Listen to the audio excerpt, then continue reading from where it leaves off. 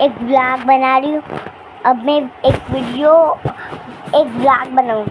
जैसे ना मेरे माताजी बनाते हैं, अरे मैं भी आज एक दो बार बनाऊँगी। ओके, देखो ये मेरी 2 चोटियाँ है और ये मेरी होठ है और मैं आज ब्लॉग बनाऊँगी। और मेरी मम्मा तो रही थी, थोड़ी देर में जाग गए। और है ना, अब मैं खाऊंगी वफ़ल। अब मेरी मम्मा खाएगी चॉकलेट की पेस्ट्री। ओके, और देखो ये मेरा नेकलेस, देखो ये मेरा नेकलेस, देखो। अरे यार दिख नहीं रहा है आपको?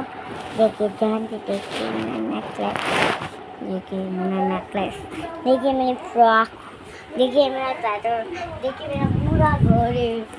देखिए ये मैं हूँ। कहाँ पानी रखा था?